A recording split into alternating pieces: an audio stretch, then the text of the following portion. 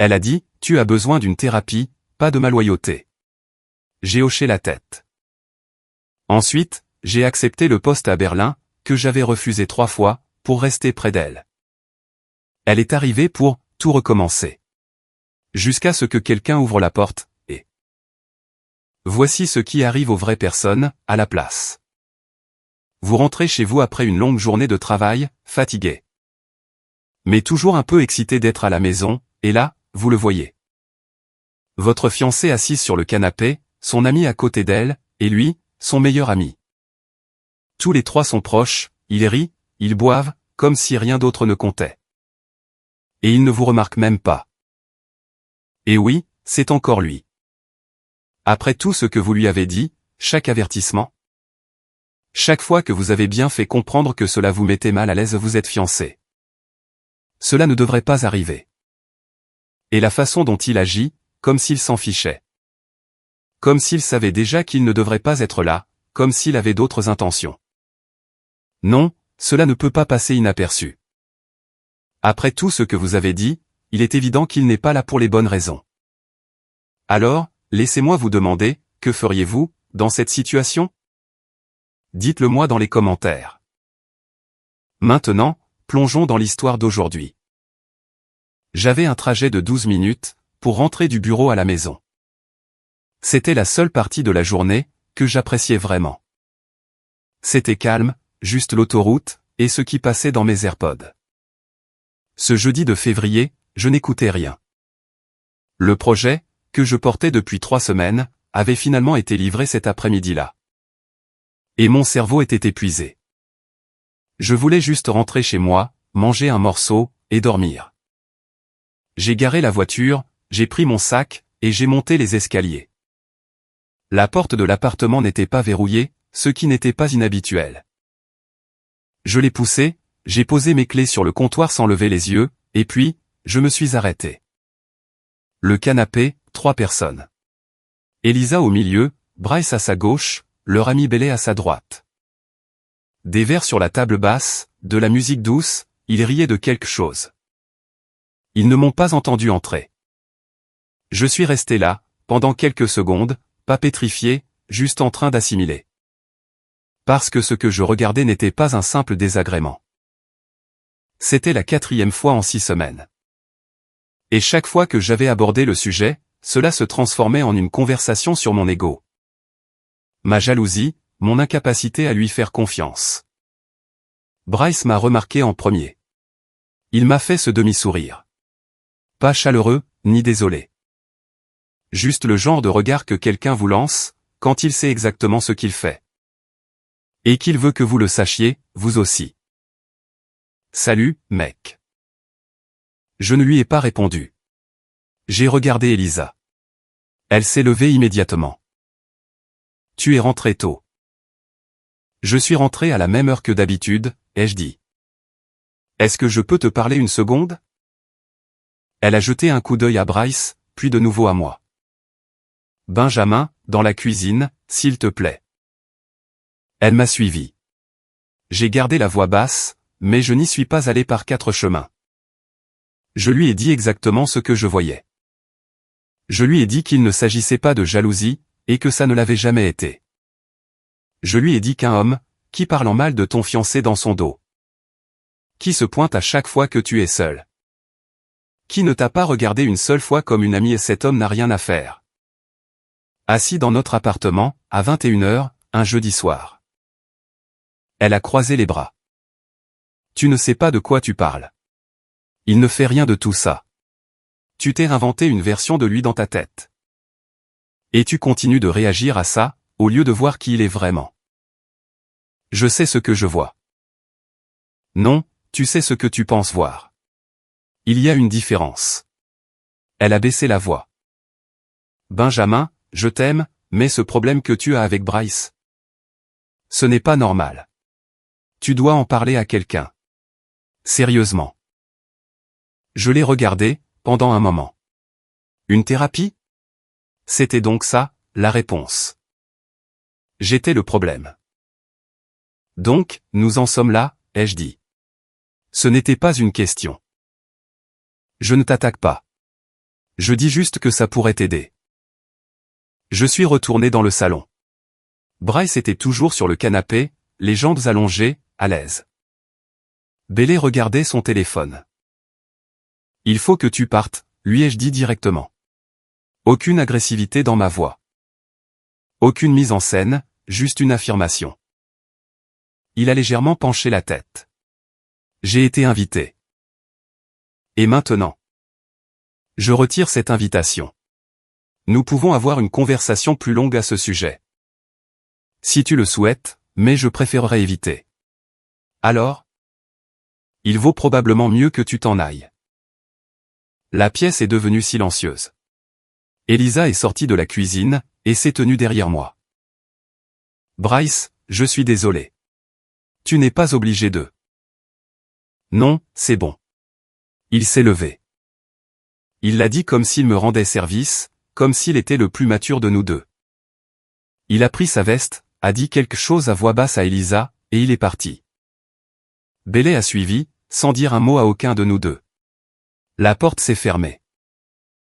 Elisa s'est tournée vers moi. C'était gênant. Tu es fiancé avec moi, ai-je dit. Pas avec lui. J'ai été clair à ce sujet. Depuis des mois. Si tu n'arrives pas à voir ce qu'il fait. C'est un problème. Mais je ne vais pas continuer à avoir la même conversation. Ni m'entendre dire que j'ai besoin d'une thérapie. Simplement parce que je remarque ce qui se trouve juste sous mes yeux. Elle n'a pas répondu à cela. Elle est allée dans la chambre, et a fermé la porte. Je me suis assis sur ce même canapé, là où Bryce était assis 20 minutes plus tôt. J'ai ouvert mon MacBook, et j'ai fixé un écran vide, pendant un long moment. Je n'étais pas en colère. J'étais fatigué d'avoir raison, et d'être traité comme si j'avais tort de l'avoir. Cette nuit-là, j'ai ouvert ma boîte mail. Il y avait une conversation que je n'avais pas touchée, depuis 2 mois. Une recruteuse, pour une entreprise à New York. J'avais refusé 2 fois, avant même qu'elle n'envoie l'offre officielle. J'avais décliné l'offre une fois de plus, après cela. Le poste était toujours affiché comme étant en attente, de leur côté. Elle avait gardé la porte ouverte de manière professionnelle, sans aucune pression. Je n'ai pas répondu cette nuit-là, mais j'en ai lu chaque ligne. Le lendemain matin, je suis allé courir, presque 10 kilomètres le long de la rivière. Au-delà du Stone Arch Bridge. Il faisait si froid que mon visage me faisait mal, dès le 2e kilomètre.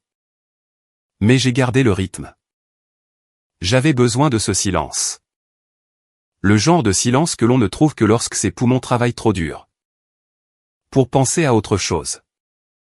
Au moment où je suis rentré, Elisa était déjà partie pour son premier cours. Il y avait du café dans la verseuse. Ce qui signifiait qu'elle en avait préparé assez pour nous deux. C'était de cette version d'elle, dont j'étais tombé amoureux. Celle qui pensait encore aux petites choses, même après une mauvaise nuit. Je m'en suis versé une tasse, et je me suis assis à la table de la cuisine. Avec mon ordinateur portable. J'ai ouvert l'email de la recruteuse. Je l'ai relu. Je n'ai pas répondu. Au bureau, Douglas était déjà à son bureau, quand je suis entré. Il m'a jeté un coup d'œil, et a dit « Nuit difficile ?» Quelque chose comme ça. Il m'a tendu un imprimé concernant un problème de déploiement, que nous devions régler avant midi. J'étais reconnaissant pour cette distraction. Nous l'avons résolu en environ 40 minutes. Et quand nous avons eu terminé, il s'est penché en arrière sur sa chaise, et a dit « Elle laisse toujours ce type traîner dans les parages. » Je ne lui avais pas tout raconté. Je n'en avais pas besoin. Douglas avait une façon de lire entre les lignes. Sans demander plus que ce que l'on voulait bien lui donner. « Ouais », ai-je répondu. « Et elle pense toujours que tu es le problème. » Ce n'était pas une question. Je n'y ai pas répondu comme si c'en était une. Elle pense que j'ai besoin d'une thérapie. Il est resté silencieux, pendant une seconde. Tu sais ce qui est intéressant. Là-dedans? Chaque fois que quelqu'un fait quelque chose qu'il ne devrait pas. Son premier réflexe est toujours de faire croire à l'autre personne que c'est elle qui ne voit pas clair. Il a pris son café. C'est juste une observation. Je n'ai rien dit, mais j'y ai pensé pendant tout le reste de l'après-midi. Au cours de la semaine suivante, j'ai commencé à prêter attention différemment. Pas de manière obsessionnelle. Je ne fouillais pas dans son téléphone, et je ne traquais rien. J'ai juste arrêté d'ignorer ce que je remarquais. Bryce lui envoyait fréquemment des messages, plus qu'un simple ami n'aurait de raison de le faire. Elle répondait rapidement, s'éloignant parfois de ce que nous étions en train de faire. Pour y répondre. Quand je demandais de qui il s'agissait, la réponse était toujours facile, toujours désinvolte. Juste Bryce. Comme si cela expliquait tout. Le mercredi, elle a mentionné qu'il traversait une période difficile. Et qu'il avait besoin de soutien. Le vendredi, elle a dit qu'elle allait le retrouver, lui et Fête, pour prendre un café. Elle était de retour en 2 heures, ce qui n'était pas un problème. Mais quand j'ai demandé comment il allait, elle a donné une réponse vague, et a changé de sujet. Ce samedi-là, elle enchaînait les cours de yoga. Je travaillais de la maison. Vers midi, je l'ai entendue au téléphone dans la chambre, la porte à moitié ouverte. Je n'écoutais pas exprès. Je passais par là pour prendre de l'eau, mais j'en ai saisi assez. Son nom, à 2 reprises. Son rire, ce genre de rire un peu trop détendu. Pour quelqu'un qui prend juste des nouvelles d'un ami. J'ai continué à marcher. Ce soir-là, Elisa a de nouveau abordé le sujet des fiançailles. Pas de manière négative. Elle regardait des lieux de réception en ligne, me montrant des photos sur son iPhone. Elle était sincèrement excitée, et moi, j'étais assis là, à côté d'elle sur le canapé. Pensant à la façon dont 2 réalités complètement différentes se déroulaient en même temps. À l'intérieur de cet appartement. Elle voulait parler de la disposition des tables. Moi, je me demandais si tout cela avait encore un sens. Le dimanche après-midi, Bryce s'est pointé à l'improviste, il a frappé à la porte. Comme si de rien n'était. Elisa a ouvert avant que je ne puisse dire un mot, l'a fait entrer. Et a commencé à m'expliquer qu'il avait juste besoin de déposer quelque chose. Il se tenait dans l'entrée, pas pressé de partir, en train de faire la conversation avec elle. Comme si j'étais un meuble. Je me suis approché, et je me suis tenu entre eux, pas agressif, juste présent. Qu'est-ce que tu as besoin de déposer, lui ai-je demandé directement. Il a cligné des yeux. Juste des affaires, qu'elle avait laissées chez Fête. Tu aurais pu les laisser à Fête. Il a ouvert la bouche, l'a refermée, puis il a souri, comme si j'avais dit quelque chose d'amusant. Détends-toi, mec. Ce n'est pas si grave. Je sais que ce n'est pas grave, ai-je répondu. C'est pour ça qu'il devrait être facile de donner ça, et de partir. Le sourire n'a pas duré. Il a posé le sac sur le sol, a dit rapidement au revoir à Elisa, sans me regarder à nouveau. Et il est parti. Elisa s'est tournée vers moi, dès que la porte s'est fermée. Pourquoi faut-il que tu fasses ça, à chaque fois? Faire quoi? Poser une question directe à quelqu'un. En faire une confrontation. Il s'est présenté à l'improviste. Un dimanche. Ce n'est pas une confrontation. C'est poser une limite. Il y a une différence. J'ai ramassé le sac par terre, et je le lui ai tendu. Et pour la petite histoire, il n'avait pas l'air de quelqu'un qui venait juste déposer tes affaires. Il avait l'air de quelqu'un qui attendait de voir comment j'allais réagir. Elle a pris le sac sans répondre, et est allée dans la chambre. Je suis resté dans le salon pendant 1 minute. Ensuite, je suis allé à mon bureau, j'ai ouvert mon ordinateur portable. Et j'ai affiché la conversation par email avec New York. Cette fois-ci, j'ai commencé à taper. La recruteuse s'appelait Janet Oui. Elle m'avait contacté une première fois. Il y a 8 mois via LinkedIn, pour un poste de développeur back-end senior. Au sein d'une équipe d'infrastructure de plateforme, à New York. Un bon titre, une forte rémunération, le genre de poste qui ne se présente pas souvent. Je l'avais refusé la première fois en 2 phrases environ, trop à l'aise là où j'étais. Je n'avais pas envie de tout déraciner. La deuxième fois qu'elle m'a contacté, j'ai été plus honnête avec elle. Je lui ai dit que j'étais fiancé, que ma vie était à Minneapolis. Et que ce n'était pas le bon moment. Elle a dit qu'elle comprenait, et elle a gardé le contact ouvert, sans aucune pression. La troisième fois, elle a envoyé l'offre officielle. Je l'ai lue, j'ai pris une semaine pour y réfléchir, et j'ai encore refusé. Les mêmes raisons, la même vie, qui me retenait sur place. Ce que je lui ai écrit le dimanche soir, était court. Je lui ai dit que je voulais reprendre notre conversation, si le poste était toujours disponible. Je l'ai envoyé, j'ai fermé l'ordinateur portable, et je suis allé me coucher. Elle a répondu le lundi matin, avant même que je sois sorti du lit. Le poste était toujours ouvert. Ils avaient attendu un dernier candidat, qui s'était désisté. Elle m'a demandé si j'étais disponible pour un appel, cette semaine-là. Je lui ai dit que le jeudi m'allait. Je n'en ai rien dit à Elisa. La semaine s'est écoulée de la manière dont les semaines s'écoulent. Quand quelque chose a déjà changé, mais que personne ne l'a encore dit à voix haute. Nous étions polis. Nous avons dîné ensemble 2 fois. Elle a parlé du lieu de réception qu'elle aimait, un endroit à l'extérieur de la ville. Avec beaucoup de lumière naturelle. J'ai écouté. J'ai posé des questions. J'étais suffisamment présent, pour qu'elle ne remarque pas que j'étais, en réalité, complètement ailleurs. Le mercredi soir, elle m'a dit que Bryce traversait une période difficile. Et qu'elle allait l'appeler après le dîner. J'ai hoché la tête. Elle est allée dans la chambre, pour passer l'appel. J'ai fait la vaisselle, j'ai tout rangé, et je me suis assis à mon bureau. J'ai affiché la lettre d'offre, que Janet m'avait envoyée 3 mois plus tôt. Je l'ai lue attentivement, cette fois. Le poste était exactement tel qu'il paraissait. Pas de petits caractères cachés, pour tout changer. Le salaire était une nette amélioration. L'équipe était solide. Le lieu, c'était New York, ce qui impliquait un coût de la vie plus élevé. Mais les chiffres restaient largement avantageux. J'ai entendu Elisa rire de quelque chose, derrière la porte fermée de la chambre. J'ai continué à lire. Le jeudi après-midi, j'ai pris l'appel depuis ma voiture, garée à 2 pâtés de maison du bureau. Janet m'a expliqué les détails mis à jour. L'équipe s'était agrandie, depuis l'offre initiale. Le champ d'action s'était légèrement élargi, et ils étaient prêts à avancer rapidement. Si j'étais sérieux.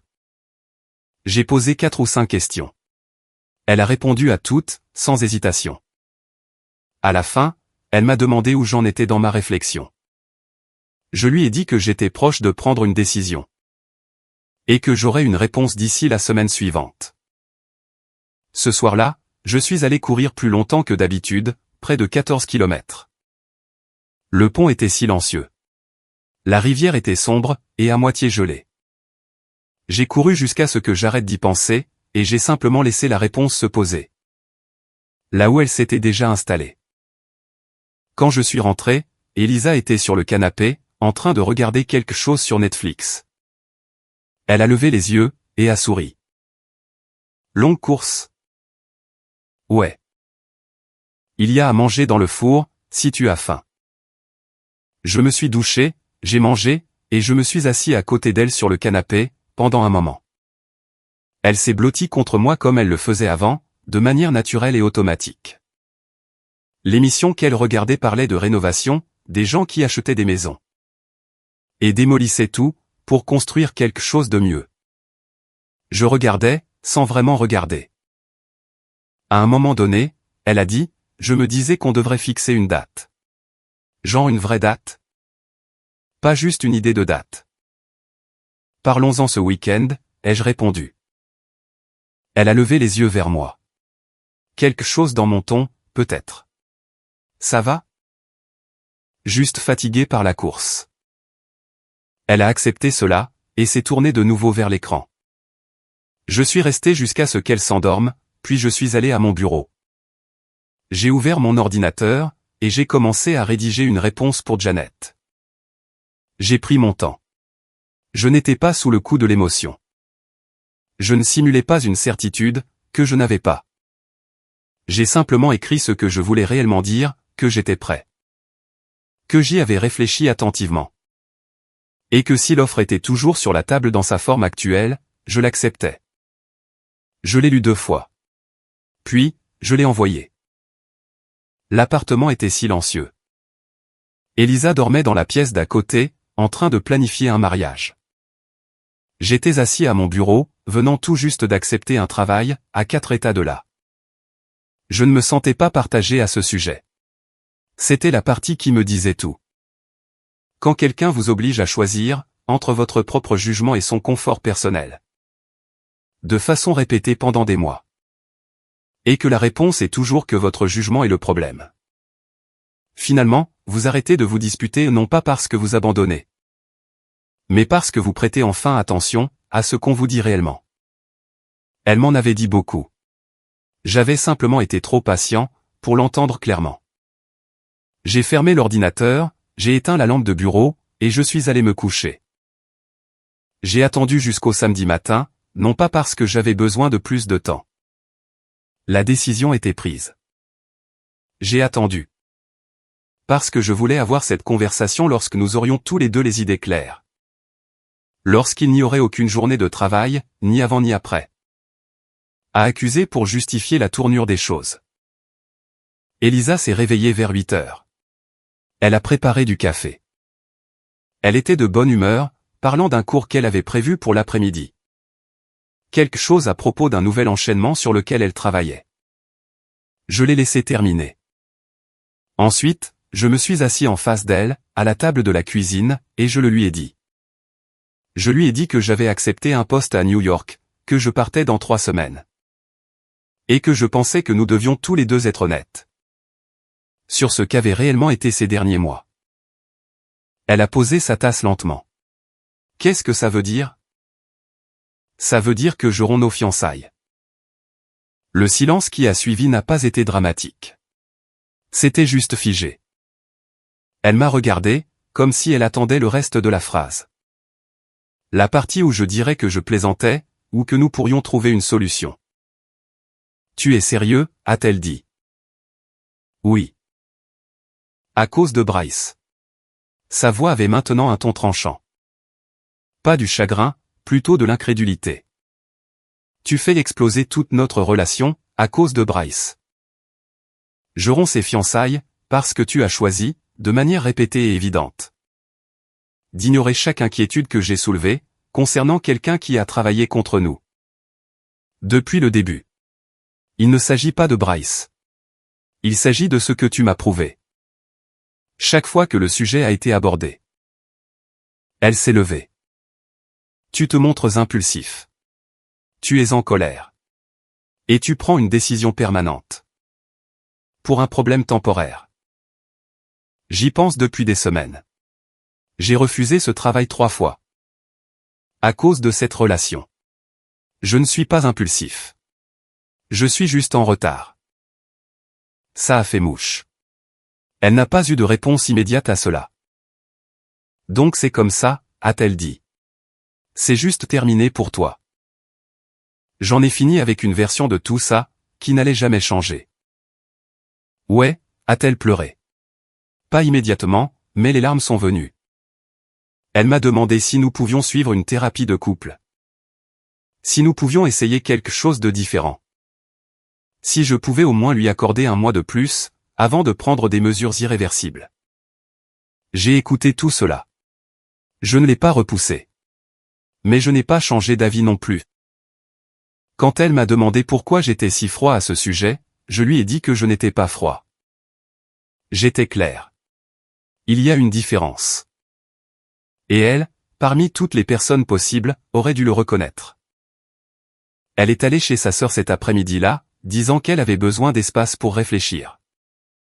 J'ai utilisé ce temps pour commencer à organiser ce qui m'appartenait, dans l'appartement. Pas de manière agressive, juste de façon pratique. Nous étions locataires. Le bail était à nos 2 noms. J'ai appelé le propriétaire le lundi matin, et je lui ai expliqué la situation. Il s'est montré raisonnable à ce sujet. Elisa devrait décider, si elle voulait garder l'appartement, ou l'abandonner. La semaine suivante fut transactionnelle, diviser les choses, gérer la logistique. Quelques courtes conversations qui étaient nécessaires, et rien de plus. Elle oscillait entre la blessure et la colère, d'une manière qui était difficile à regarder. Mais je n'allais pas changer de cap, simplement parce que la sortie était inconfortable. L'inconfort n'était pas une raison pour rester dans quelque chose, qui s'était déjà terminé. Bien avant que je ne le dise à voix haute. Douglas m'a aidé à charger mes dernières affaires dans un camion de location. Le jeudi précédant mon départ. Il n'a pas dit grand-chose, il s'est juste pointé, il a travaillé, et quand nous avons eu fini. Il m'a serré la main et a dit, « Tu aurais dû faire ça, il y a 6 mois. » Peut-être, mais je l'avais fait maintenant. Ce à quoi je ne m'attendais pas. Et que je n'ai découvert que plus tard par l'intermédiaire de Bailey, c'est ce que Bryce a fait. La semaine suivant mon départ. Il avait envoyé des messages à Elisa tout au long de l'épreuve, se positionnant comme un soutien.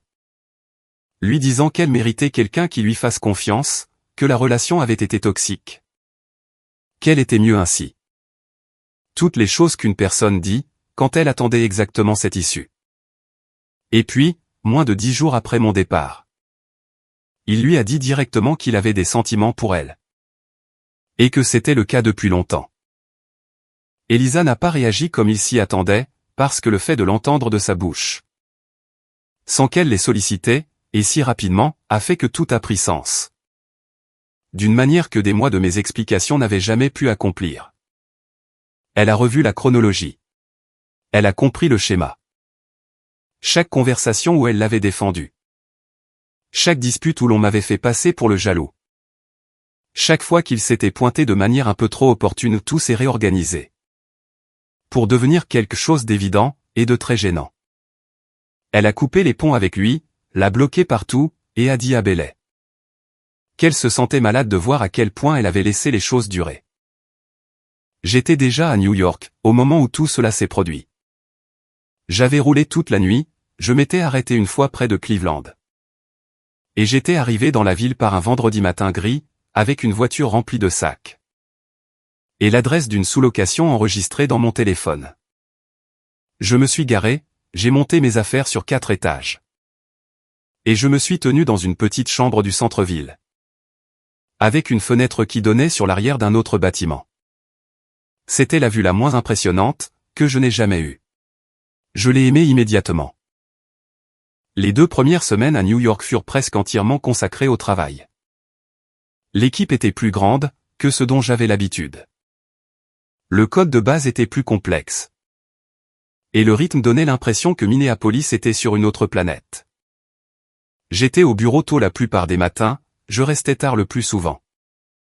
Et je rentrais à la sous-location chaque soir, trop fatigué pour penser à grand-chose d'autre. C'était très bien. C'était exactement ce dont j'avais besoin.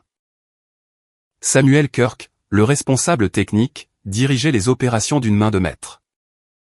Il était direct sans être difficile, ce que je respectais. Il m'a présenté à l'équipe lors de mon premier jour, en 2 phrases environ. Puis il m'a dirigé vers la documentation. Pas de cérémonie. J'ai apprécié ça, aussi. Dominic Wood était assis 2 bureaux plus loin que le mien. Il était dans l'équipe depuis environ 1 an, et il savait où tout était caché. Il a commencé à répondre à mes questions avant même que j'aie fini de les poser. Ce qui a rendu la première semaine, considérablement plus facile. Dès la 2e semaine, nous avons déjeuné ensemble quelques fois. Généralement quelque chose de rapide, venant d'un endroit près du bureau. Rien d'élaboré, juste de la nourriture, et 15 minutes loin des écrans. C'est au cours d'un de ces déjeuners, qu'il a mentionné Allison. La femme allemande qui venait de rejoindre l'équipe de données. Il a dit qu'elle avait quitté Munich pour s'installer ici, il y a peut-être 6 semaines. Brillante, agréable pour travailler. Il l'a dit de la façon dont on mentionne quelqu'un de pertinent.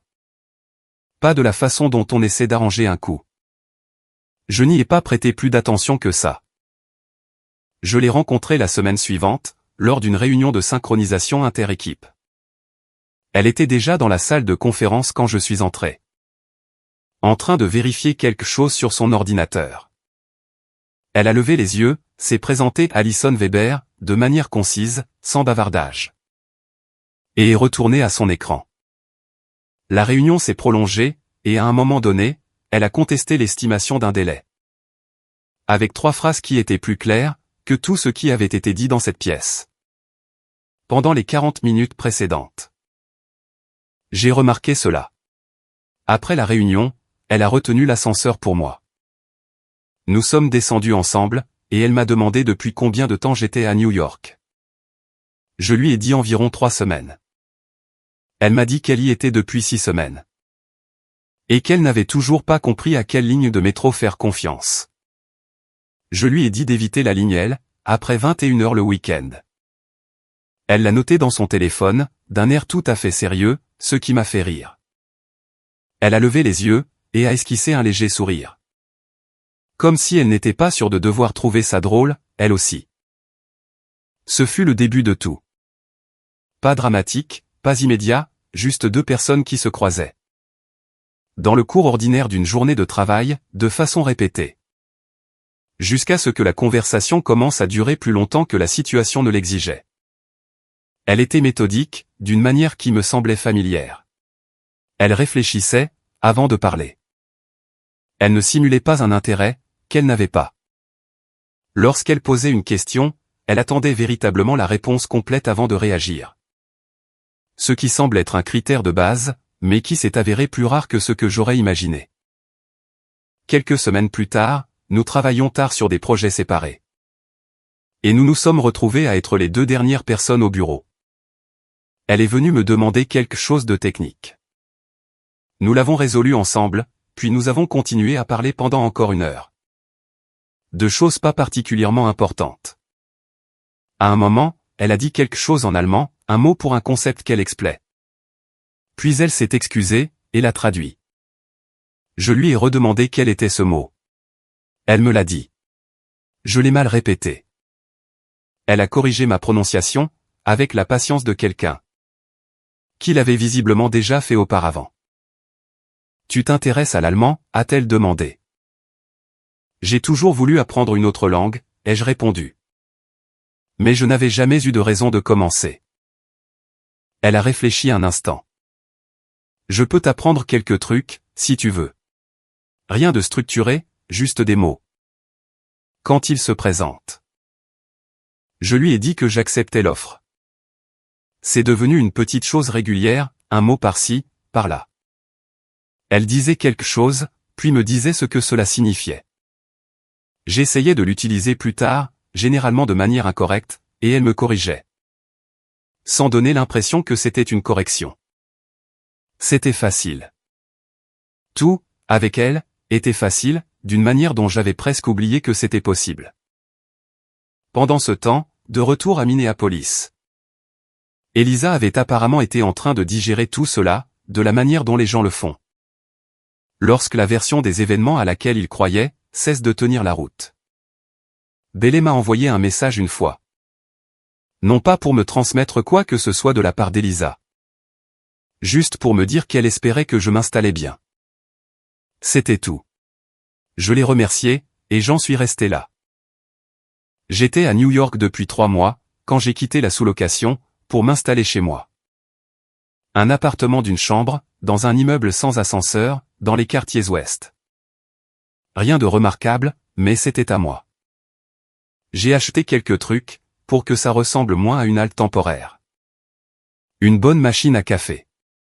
Une bibliothèque, que j'ai réellement remplie. Des chaussures de course, qui avaient déjà accumulé 80 km.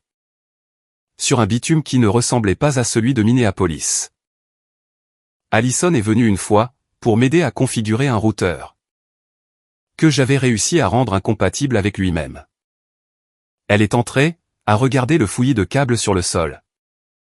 A marmonné quelque chose en allemand dans sa barbe, et l'a réparé en environ 8 minutes. Puis, elle a regardé autour de l'appartement, et a dit, c'est un bel espace. Il te correspond. Je lui ai demandé comment elle pouvait le savoir. Pas de désordre, a-t-elle dit. Chaque chose a sa place. Tu sais ce dont tu as besoin, et tu ne gardes pas ce qui t'est inutile. Je n'étais pas sûr si c'était un compliment, ou une évaluation de ma personnalité? Probablement les deux. Au moment où 4 mois s'étaient écoulés depuis mon départ de Minneapolis, les choses entre Allison et moi s'étaient transformées en quelque chose qu'aucun de nous n'avait eu besoin de nommer, pour que ce soit authentique. C'était juste là, clair, naturel, et ancré dans le genre de compréhension mutuelle qui ne nécessite pas d'entretien. Elle m'apprenait l'allemand.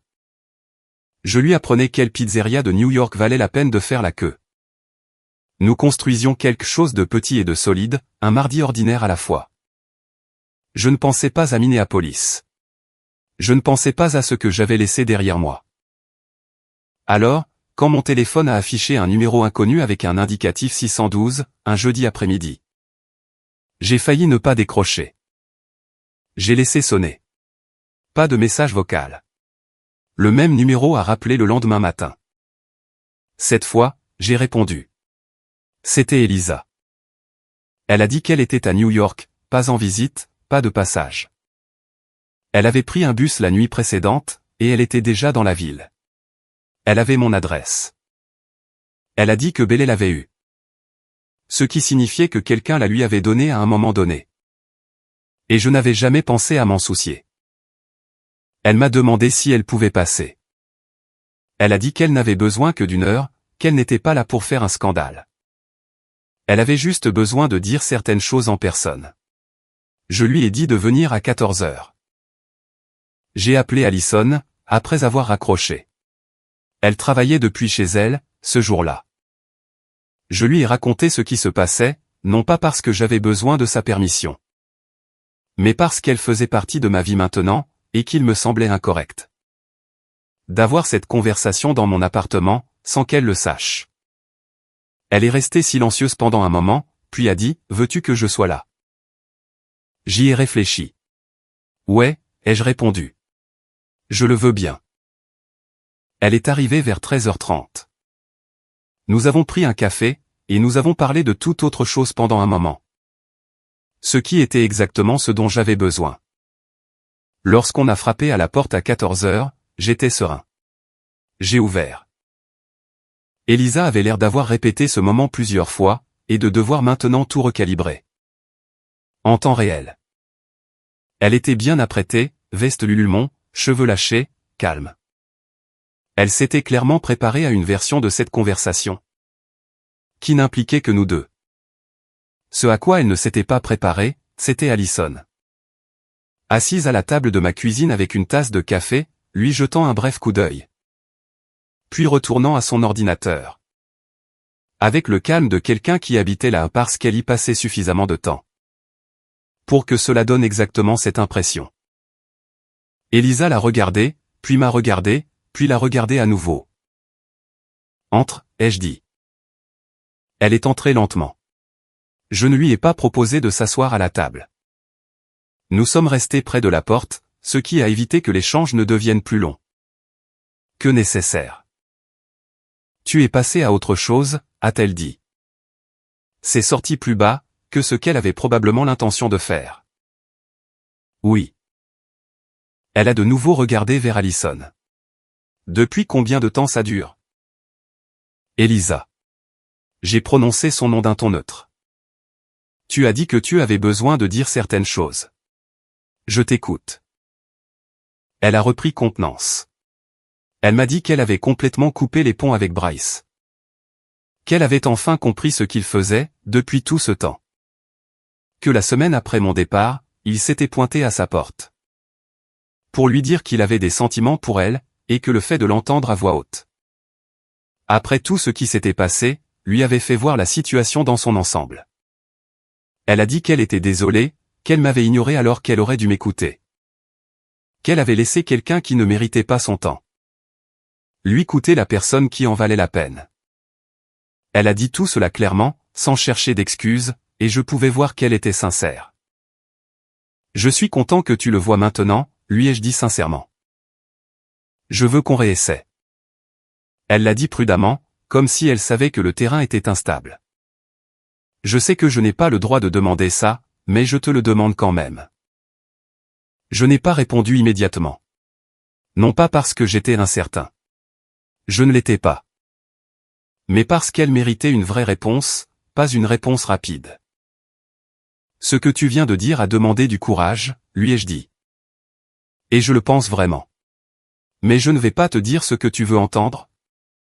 Simplement parce que tu as fait tout ce chemin pour le dire. J'ai gardé une voix posée. Tu as eu des mois. J'ai eu la même conversation avec toi, encore et encore. Et la réponse a toujours été que j'étais le problème. La rupture des fiançailles n'était pas un coup de tête.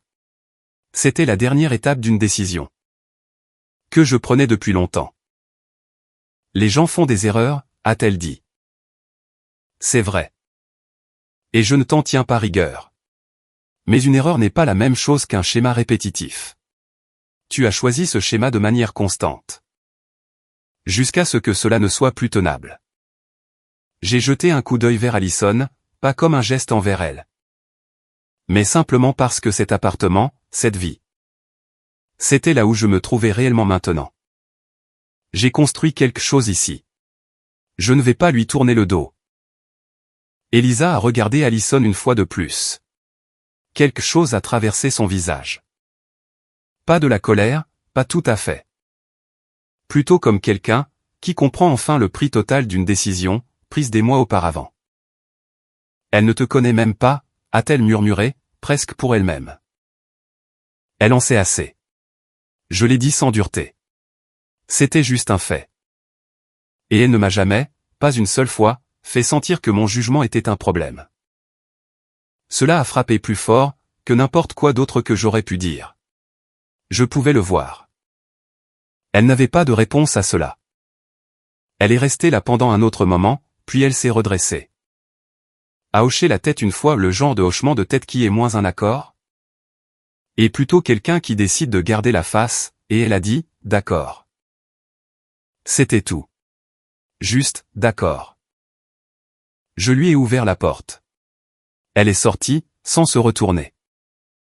Je l'ai fermée, je suis resté là pendant une seconde, puis je suis retourné dans la cuisine.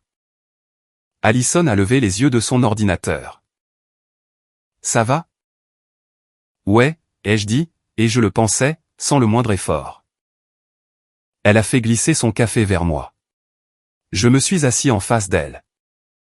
Dehors, New York faisait ce qu'elle faisait toujours, indifférente, bruyante. Avançant à son propre rythme, sans se soucier de l'histoire personnelle de qui que ce soit. Allison a dit quelque chose en allemand, une phrase courte, silencieuse, presque désinvolte. Je lui ai demandé ce que cela signifiait. Elle a souri. Ça veut dire qu'il vaut mieux que certaines portes restent fermées. J'ai pris le café. Ajoute celle-là à la liste, ai-je dit. Et ce fut la fin de l'histoire. Il a refusé ce travail 3 fois. 3 fois pour une relation, où ses inquiétudes étaient balayées du revers de la main. Chaque fois qu'elles étaient soulevées. Et au moment où il a finalement arrêté de se disputer, et a commencé à avancer. Tout est devenu clair.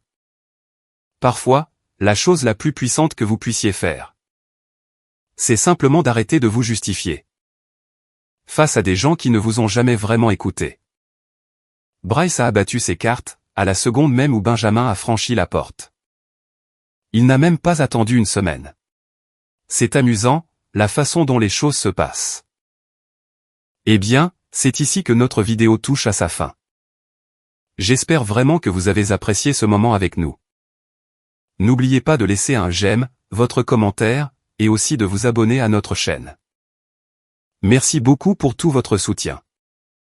Merci infiniment d'avoir regardé, et je vous retrouve dans la prochaine histoire.